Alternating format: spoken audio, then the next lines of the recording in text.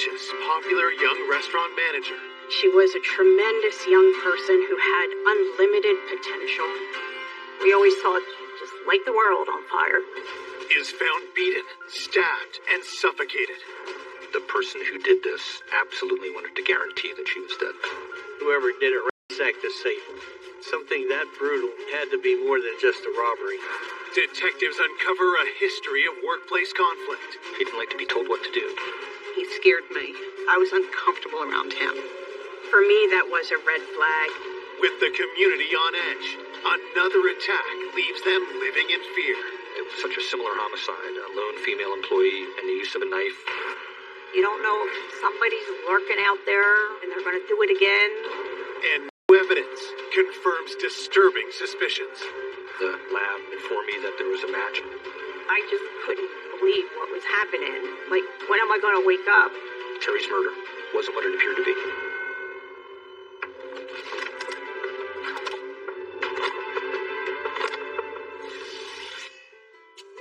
Falls Township, Pennsylvania, is a family-friendly suburb with blue-collar roots.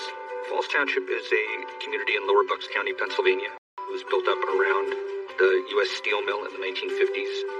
Steel workers moved out here from different parts of the country, and it was a nice community. Although we're a suburb of Philadelphia and we're right across the river from Trenton, violent crime is relatively unusual in Falls.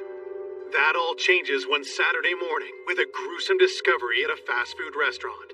On the morning of February 4th, 1984, the manager arrived to open the restaurant, and upon entering, discovered that someone was laying outside the kitchen area and obviously deceased. The manager recognizes the woman as the restaurant's night shift manager, 25-year-old Terry Brooks. He observed Terry Brooks laying on the floor in a pool of blood with a knife stuck in her neck. And he phoned the dispatcher and stayed on the phone until officers got there. I was told that they had a homicide at the Roy Rogers restaurant on Route 1, so I was there pretty quickly. Her body was positioned near the kitchen. There was a butcher knife sticking out of her neck. She had black and blue marks and bruises everywhere, and it looked like hand marks around her neck, like she had been strangled. It was thought that she was still alive until the bag was put over her head because of the moisture in it from her breath. She looked like she had blood under her fingernails and blood on her hand. There was a rectangular kitchen prep area. That's where you could see both her shoes that were against the wall. To my mind, that was probably the first act of violence that took place. That she was literally pushed right out of her shoes, and that a struggle had taken place right there. Moving around the corner is where the body was found.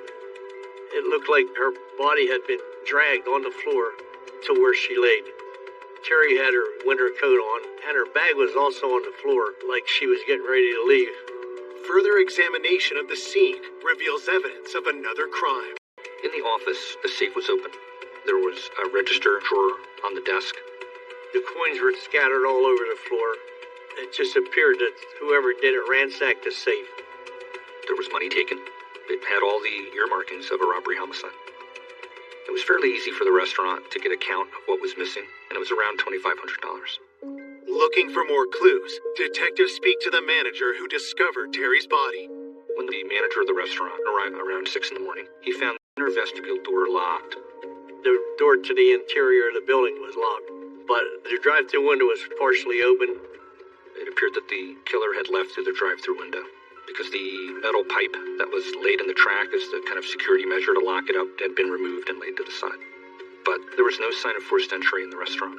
Police believe Terry was killed sometime after midnight when the restaurant had closed. As detectives continue to process the crime scene, Terry's family discovered that she never returned home from work. The morning of the murder, Scott, the victim's fiance, knocks on the door to the Brooks family home. At the time, Terry lived with her parents. We hear a banging at the door, and it was Scott standing there, and he's like, Terry's car's not in the driveway. He tells them that he was driving by their house on his way to work, and then he noticed Terry's car wasn't there. They then looked in her room and saw that, in fact, she wasn't home. And then Scott picked up the phone and dialed the Roy Rogers. And he goes, this is George Brooks, Terry Brooks' father. You know, she didn't come home last night. Is she okay? And they said, no, she's not. She, has been murdered. I was kind of shocked they told him over the phone, but I just couldn't believe what was happening. Like, when am I going to wake up? It's a horrible thing. I was getting ready to go to work when my phone rang. I was getting a call from her stepmother to tell me so that I wouldn't see it on the news, and my heart just sunk. Terry Brooks grew up in Warminster, Pennsylvania, the oldest of 4 children. My mom and dad divorced after that happened. Out of all of us, she was probably the most ambitious. We always thought, Terry would have her own business one day, and she'd just light the world on fire. Terry took jobs in the restaurant industry and earned a reputation as a hard worker. I worked with Terry at an Italian restaurant. In the beginning, she was a server. I tended bar. She became management after working there for a while.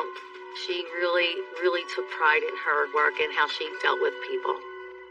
Soon after her promotion, she began a year-long romance with her coworker, Scott Keefe. She met Scott at the restaurant. He was the head chef. They had a good time together. Terry just came home one day with a ring on her finger, and we were all like, oh my God. While Terry planned her dream wedding for the upcoming summer, her career also started to take off. It was her dream to move forward to bigger things in the hotel business. And she had looked into getting a job with the Marriott Corporation. The position she accepted with the Marriott was to be a manager of Roy Rogers restaurant. I first met Terry when I started working at the Roy Rogers. She was my boss. She was always happy. She was very excited about her wedding, and she was excited to go dress shopping. I know she put the down payment on the honeymoon to Hawaii, and she was talking about the bridesmaid dresses. Terry and Scott were apartment hunting. There was a lot to do. It was at a time when all new things were happening in her life. Now, detectives must determine who could have killed this ambitious young woman just a few months before her wedding. They asked the family about Terry's movements in the hours leading up to her murder. Mr. and Mrs. Brooks last saw Terry the day before, Friday, February 3rd, 1984, when she left for work. Usually, her fiancé Scott would make sure that he went and closed with her every night, and her father was glad that Scott would go and close with her and be there to keep her safe. Scott was worried about Terry's security at the restaurant. He would go and sit with her while she finished everything up. Scott tells police he wasn't with Terry the night before. He had stayed home because he was working the early shift the following morning. Neither Scott nor Terry's parents are able to provide police with any leads. The family was really cooperative with the investigation. There was just nothing they could volunteer or give us that would indicate that they knew anything about the case. It was completely out of the blue. There was no reason for them to feel that she was in any danger or in any jeopardy. I couldn't think of anybody who liked her that much to kill her. Investigators turned their attention to Terry's coworkers. It looked like it could possibly be a robbery, but the deeper we looked into to see how brutally she was murdered, it had to be more than just a robbery. Detectives want to know how Terry was thought of by her colleagues. Terry was a young woman who was very staunch about the procedures, and she enforced them strictly. She was a by-the-book person, and as long as you did your work the way you were supposed to, there were no problems. When police ask if Terry's management style made her any enemies, one name keeps coming up. Steve Daly was an employee that didn't adhere to the procedures. He was a little hot-headed. Steve scared me, to be honest. He was very rough, quick to anger. I was uncomfortable around him. Detectives learned that just weeks before the murder, the tension between Terry and Steve hit a breaking point. He ended up getting fired, and wasn't too happy about it. You've got this former employee who had a clear animus towards the victim and is fired by the victim. And add to that here's an employee who knows how the restaurant operates, who knows the security procedures. He's got the kind of knowledge to be able to commit this crime. So this is somebody who now rises to the top of the list. Coming up, police zero in on a suspect. Fingerprints were found on one of the murder weapons. At that point, he admitted he took the money from the office. But conflicting statements frustrate detectives. It was completely a misdirection, a diversion. How could somebody do this and get away with it? Until the investigation takes a jaw-dropping turn. The polygraph operator said he was lying. It caught me by surprise. I remember him all of a sudden blowing up. It was the turning point in the investigation.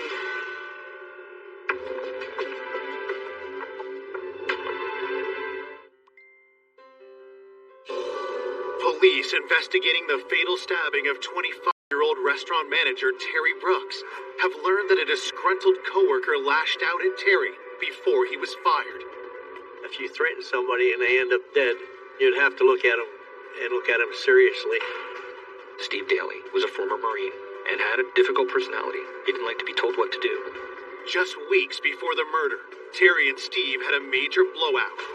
There was an occasion at work where Steve Daly was told to make a hamburger for a customer, and he had just closed out that workspace, so he didn't want to reopen the workspace.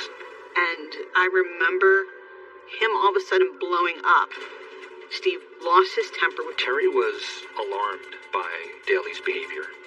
Terry, in a situation like what happened with Steve, she wouldn't tolerate it. She didn't waver. So I think that was the frustrating thing for Steve, is he couldn't break her. And she was like, you need to go home. You are done for the night. And you will talk to the boss the next morning. Daly storms out of the restaurant, and the next day Terry talks to her manager, tells him what had happened, which of course led to Daly being fired. That did little to stop Steve's aggressive behavior. Even after he was fired, Daly would return to the restaurant and buy food and have meals there. He went back just to annoy her. Just, here I am. You can't throw me out now. It was very upsetting to her. So, given his personality and his conduct, that certainly seems to provide a motive. Did Steve Daly's harassment escalate into a fatal act of revenge? Police bring him in for an interview. When we tracked Daly down, one of the first things he tells us that he knew at some point the police would be coming to talk to him. Daly said that he didn't get along with Terry, that they clashed often. In fact, he said that if she'd been a man, he would have punched her. Daly's excuse for why he was going back to the restaurant was that he was dating somebody who worked there. I don't know that I buy that, but that's the reason he gave. Investigators ask where Steve was the night of the murder. He says that he was trying to get into a club, and that he was not permitted access to the club. So then he just drove around for several hours. Investigators go to the club, they look at the security footage. They can't find any footage of Daly being denied entry. So this is not a hard alibi that can allow you to say, okay, this person's eliminated. Just the opposite. With no way to prove his whereabouts when Terry was killed, police ask Steve to take a polygraph. So a polygraph is a useful investigative tool. It can help us rule people in or out. So Daly agrees to take the polygraph. And without question, he passed. This guy looks like a good suspect. So when you have momentum build like that and then it crashes to a halt, it's hard to swallow. Police can't verify Steve's alibi, but with no evidence against him, he's free to go. Stephen Daly was pushed down lower on the list of suspects, but you never eliminate somebody until you make sure that they are completely not involved. Investigators turn their focus on the Roy Rogers staff who worked with Terry the night of the murder. During the investigation, we knew that we had to interview the employees to see what the atmosphere was when they left, if there was any arguments. Everybody consented to have their fingerprints taken. The evening that Terry was murdered, there were 4 employees that she was working with: Patricia, Ron, Barb, and Dan. And each of those employees was Terry discovered that money had gone missing from Barb's cash register. The employees got in an argument, and there was $40 that was supposedly missing. Terry was going to get to the bottom of this. It wasn't a minor event. She took it very seriously. She began questioning different employees. Where did it go? Why is it missing? Terry played everything by the book. If there's any money missing, and you are caught being the person that's been hitting the till, there's no tolerance for stealing. Terry cared about her employees, But some people didn't like her because she could be tough when she needed to be tough. Patricia indicated that this wasn't the first time something like this had happened. If you're stealing money from Roy Rogers and you're an employee there, that's a fireable offense. So, did this provide a motive for murder? As Terry attempted to unmask the thief, the employees began to point fingers. Barb told Terry that she thought Ron did it. So, he's now being confronted with the idea that he took this money, and he actually turned his pockets inside out to prove, A, he didn't have any cash on him. Could Ron have killed Terry in a rage after being accused of stealing? As detectives look closer at Ron, fingerprint analysis provides crucial new evidence. The employees who worked that night clean up before they close. Working the later shift, they had to clean up everything, wash all the equipment, sweep them out the floors, wipe down all the tables, stuff like that. So I thought that whoever was in there after closing could have possibly left fingerprints. We began matching up fingerprints that they'd lifted from different services to elimination prints taken from different employees. And it was discovered that Ron's fingerprints were found on the drive-thru window and on the trash bag that was wrapped around Terry's face. Here we go. This is somebody that we need to look at.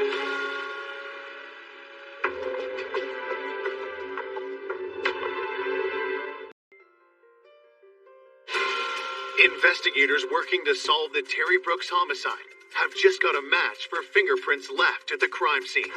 The evening that Terry was murdered, there were 4 employees that she was working with, including an employee named Ron. And Ron's fingerprints were found on the drive-thru window and on the trash bag that was wrapped around Terry's face. Detectives ask Ron how his fingerprints ended up on the bag used to suffocate Terry and on the drive-thru window, the killer's likely escape route.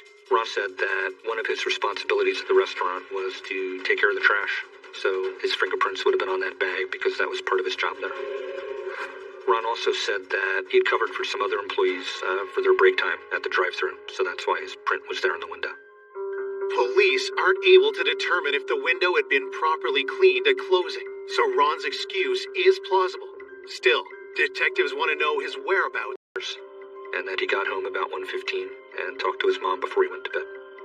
We checked out Ron's alibi, discovered that he had indeed gotten home and stayed home all night. With Ron all but cleared, police get new details from another employee about the money that had gone missing from Barb's cash register. We learned the $40 that was supposedly missing, it was found at a later time. The missing money had mysteriously reappeared in the drop safe. I think it's fair to say that Terry might have thought that it was Barb who had taken this money. My impression was that Terry was suspicious of Barb. Police also learned that it was Barb's duty to close down the drive-thru. Those two things combined, the missing $40 and the fact that it was Barb's responsibility to lock that drive-thru window, and that ultimately it's found unlocked, and it's believed to be where the killer left, puts her at the top of the suspect list. According to the work schedule, Barb and Terry were the last 2 employees at the restaurant. The policy of Roy Rogers for employees that were going to work past the end of their shift was that they would lock the doors and that there would be a minimum of 2 employees there. Could an argument between Terry and Barb over the missing money have turned deadly? Barb said that she was sent home early by Terry, and she was insistent that she close the window and place the pipe in the track to lock. And in looking into Barb's whereabouts, we discovered that she was picked up by her boyfriend, so she had an alibi. So it's conceivable that Terry was alone in the restaurant, working into the early hours of February 4th doing inventory.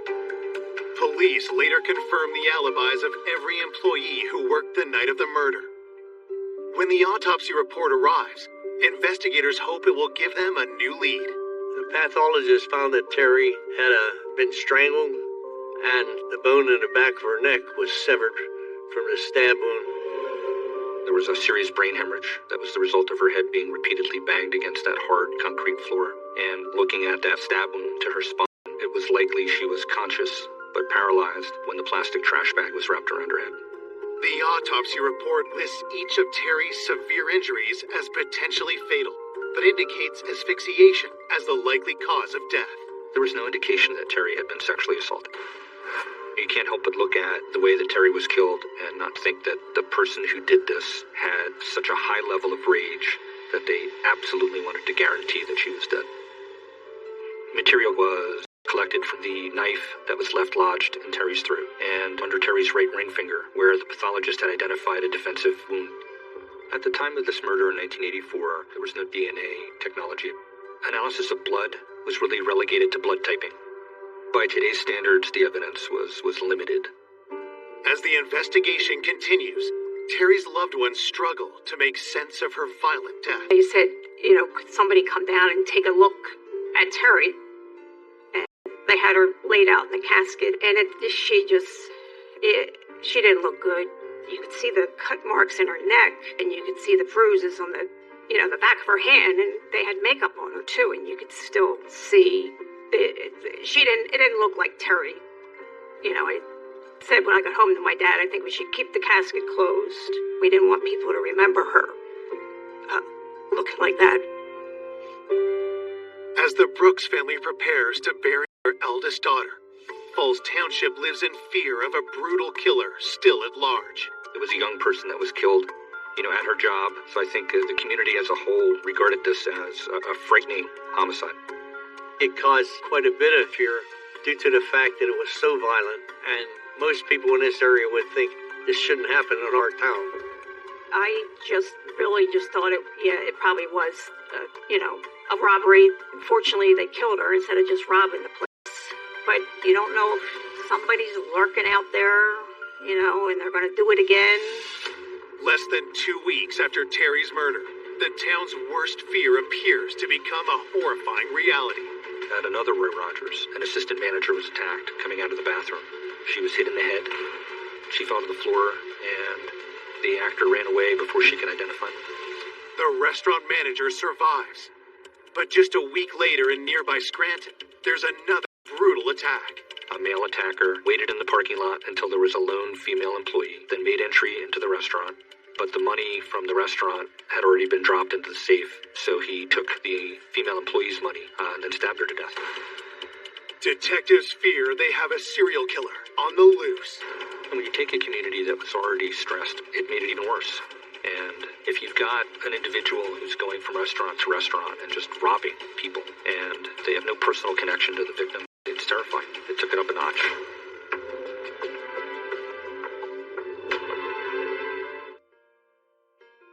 3 weeks after the murder of Terry Brooks, police have learned another restaurant employee has been stabbed to death in nearby Scranton. Scranton's just up the turnpike, and it's not really that far from us. So anything that would indicate a violent armed robbery, we would have to look into. It was such a similar homicide. A lone female employee inside a restaurant, a male attacker, and the use of a knife. Investigators learn that a suspect has already been arrested. Could he also be Terry Brooks' killer? The person that committed this homicide in Scranton was a man named Steve Duffy. We sent investigators to go to Scranton to attempt to interview Duffy, who obtained his fingerprints, and compare them to the fingerprints from the scene. But in the end, the fingerprint comparison indicated no connection to the homicide at Roy Rogers. Police are also unable to identify a suspect in the assault of the manager at the other Roy Rogers location. You go through this cycle of building momentum, and then you hit a wall. It's disheartening. It's been a month since Terry Brooks was found dead, and the killer is still at large. Something that brutal and that terrifying, you have to try to solve it, no matter how long it takes. But when the leads start running out, you get awful upset. As we turn to months, and you identify suspects and then eliminate them over and over again. Case went cold. An investigator, by necessity, has to move on to other cases. But for a family that loses a loved one to a homicide, they don't move on. When it first happened, you just assumed it was going to be solved. You think, well, how could somebody do this and get away with it? My dad's hair turned white within a year. He lost weight. It just destroyed him. It was hard for Terry's family, having to process the heartache of losing their daughter and not having closure over it. I couldn't imagine not having answers. There are no significant developments in the investigation for nearly 14 years. Then, in 1998, Falls Township's new police chief orders a fresh look at the Terry Brooks murder, and a local prosecutor is assigned to the case. one of the primary reasons that the police chief put this renewed focus on this case was that there had been developments in DNA technology during the 1990s.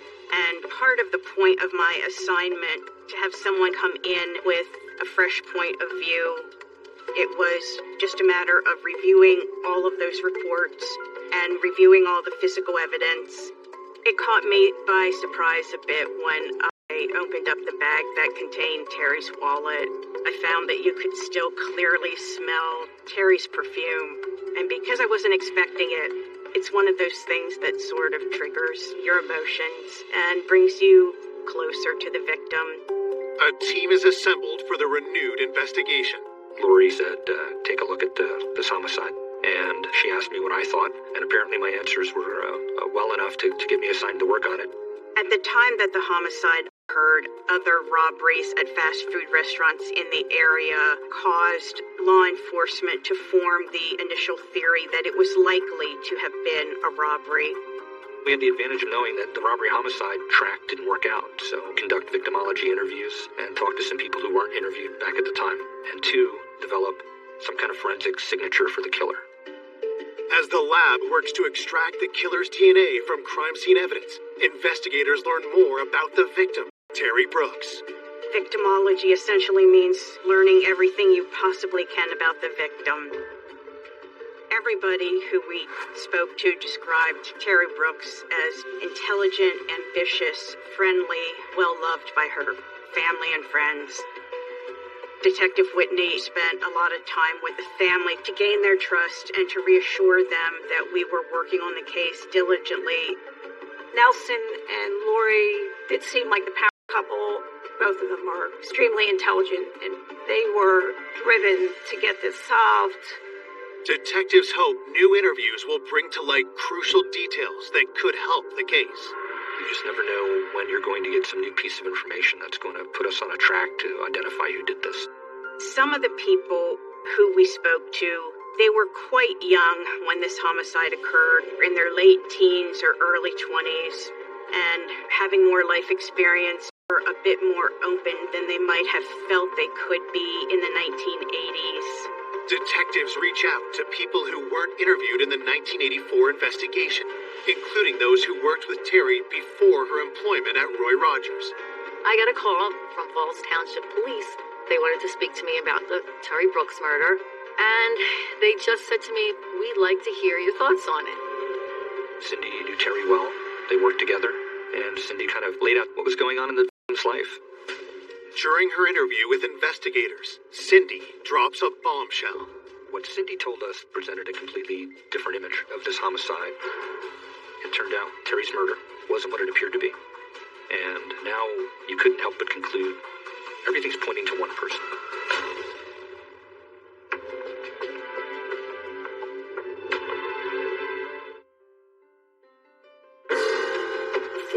Years after the murder of Terry Brooks, cold case investigators have just received shocking new information from a friend and former coworker of Terry's. We asked what things did Terry share with, Cindy as a friend. And I said to them, Terry and her fiancé Scott, their upcoming wedding. At first was exciting for Terry. But I proceeded to tell them that the week before Terry had been murdered, she wanted to call off the wedding. She just realized that's not what she wanted. We knew Terry and Scott had just put down a deposit on their honeymoon, and their wedding was upcoming. And in the initial investigation, the officers that conducted it came away with the impression that there were any problems in Terry Brooks's relationship with Scott Keefe. But we did learn that Terry confided to some of her friends that she wasn't entirely sure she was going to go through with getting married. Mr. and Mrs. Brooks felt close to Scott. He was the young man that was going to marry their daughter. To her parents, Scott was this loving, caring fiancé who would check on Terry and drive by to make sure she was, safe and give her rides. Some of Terry's friends had a very different impression of Scott. Cindy Bradney told us that there had been some problems in the relationship. For me, that was a red flag. I think through time and her changing jobs and the fact that she was moving on and going for her dream and he was stuck where he was. His jealousy became an issue, and he was very possessive. Scott would not let Terry stay alone. She was afraid to tell him she didn't want to be married. She was afraid to call it off. She didn't know what she was going to do, to the point where she was in tears. Police get further insight into Terry and Scott's relationship from Terry's siblings. When she started dating Scott, we just were all scratching our heads, like, what is she doing with him? He was just not the kind of guy she always dated. He wasn't fun-loving. All he wanted to do was sit there and drink. And that was just unlike her. It just seemed like he wanted to keep us away from her and him. It just makes you think back, like, maybe he did have signs of an abusive person. But at the time, I just really thought it was a robbery, and she was killed during the robbery. Detectives have a new perspective on Scott and how the supposedly grieving fiancé might have avoided suspicion at the time of Terry's death. My dad thought Scott really loved Terry. He thought if she loved him, I'll love him too. Mr. Brooks was a very kind man, and in fact, George bought Scott the suit that he wore to Terry's funeral. Her father just had such a big heart that I don't think he believed that someone that his daughter fell in love with could harm her. And I believe Scott played on that. Scott becomes someone that we think may have done this. Examining the crime scene through the lens of, what if Scott did this? Okay, that's how he got in. She let him in. We were told that he had a practice of going to the restaurant and sitting with her while she worked after hours. And it's personal, it's rage, and then the action of placing that bag over her face to kind of depersonalize her is a telltale mark of what someone does when they've killed you if the forensic track, if the evidence points that way. Investigators hope the killer's DNA can be extracted from the crime scene evidence collected back in 1984. It was a potential concern that they might not be able to find any usable DNA due to the amount of time that had gone by. Luckily, the knife that was left lodged in Terry's throat and the material collected from under Terry's right ring finger, where the pathologist had identified a defensive wound to that area, yielded an unknown male DNA profile. It was highly unlikely under the circumstances that DNA material would have come from anyone other than the perpetrator. The next thing we had to do was obtain a DNA sample from our suspect. Scott Keefe did not have a criminal record at that time. He didn't have any DNA samples on file with an agency such as the FBI. One of the things that we learned from the laboratory expert was that cigarette butts are an excellent potential source of DNA because they have saliva on them. And at that point, we actually knew what kind of cigarettes Keefe smoked, and we knew where he lived. Police hatch a plan to secretly obtain a sample of Scott Keefe's DNA. We didn't at that point want to obtain a subpoena to obtain DNA from him directly because we wanted to interview him first. We wanted to set that up in the most advantageous possible way, and we were concerned that he was a flight risk. It was very important to us to be very careful about who knew he was a suspect and who we shared that information with. And it was also very important to us to not be caught doing surveillance. In 1998, Scott's life had kind of come full circle from where it was in 1984. In 1984, he was living at home with his parents. He had gone on to live with a girlfriend and then marry. They'd had a child together, but then they split up and got divorced, and in 1998, he was back home living with his mom. Under Pennsylvania law, trash was considered to be abandoned property once it was put out in front of the house for collection. So Detective Whitney immediately took custody of it, took it directly to the laboratory that was doing the DNA analysis. I knew I was going to get a definitive answer one way or the other. Could be him, could be somebody else. It was that anticipation of I'm going to get a final result here that's going to matter a great deal in this investigation.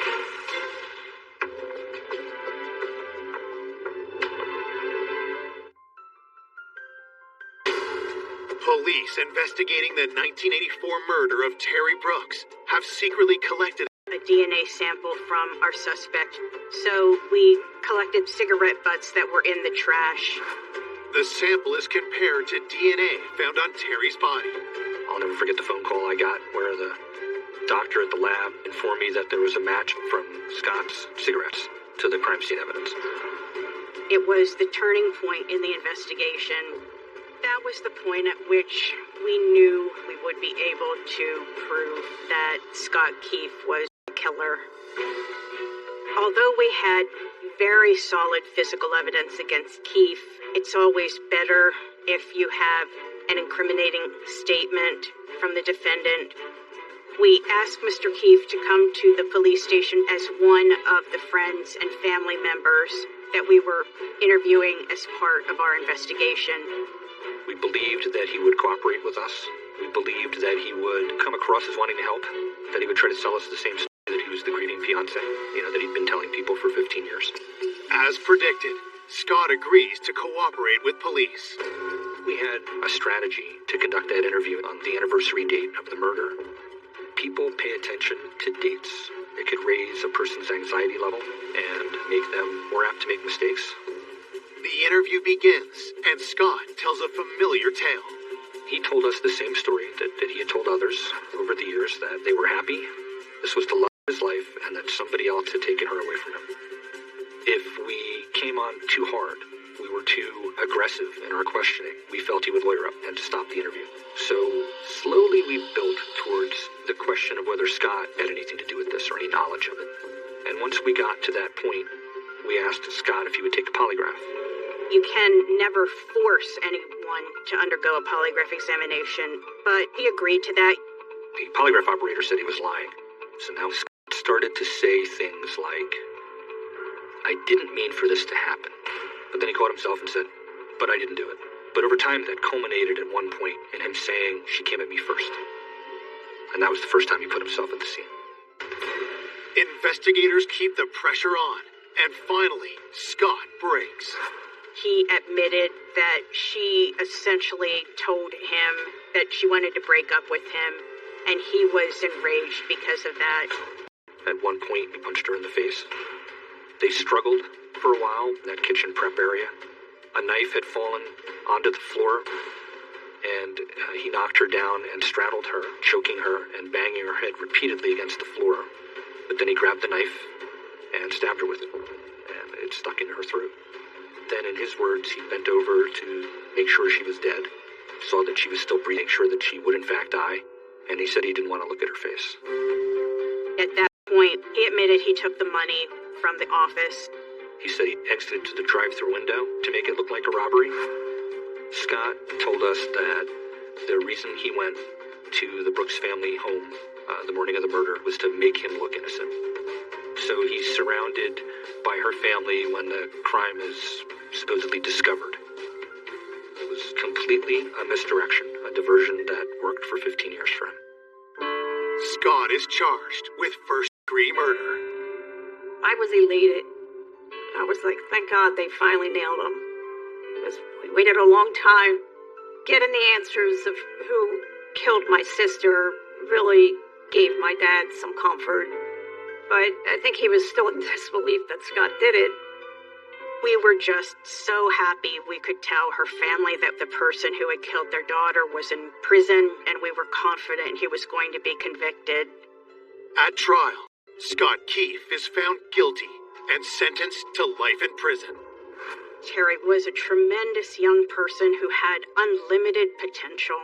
She had good relationships with her family. It's really a terrible tragedy that her life ended this way. It's just so sad that somebody so young, because of standing up for themselves and wanting to move forward in their lives, gets their life cut short. Terry would have had a very bright future, and I'm sure she would have had a ton of kids, and we'd be hanging out right now. Terry would love to be remembered with those big eyes, that smile, her kindness in her heart, and a person with a goal. She was truly a lovely, lovely person.